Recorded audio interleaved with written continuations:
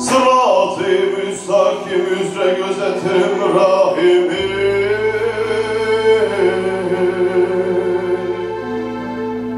İblisin talim ettiği yola minnet eylemem. İblisin talim ettiği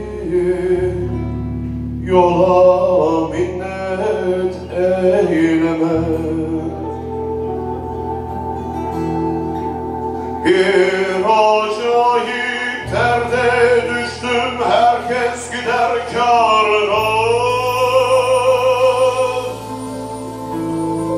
Bugün buldum, bugün yerim, hak yerimdir yarına.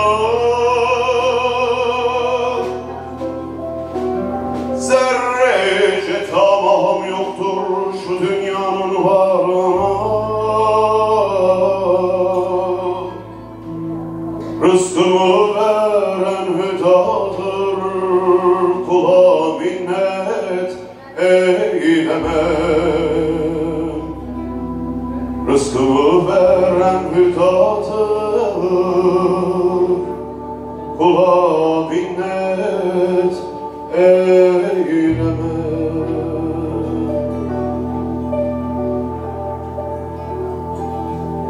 Oy nesimi, can nesimi, o garip mihmal iken, yarın şefaatlar Mahmedi muhtar iken,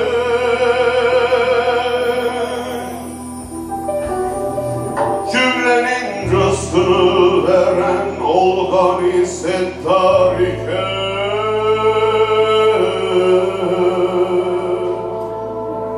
yeryüzünün halifesi hünkâra minnet eylemem.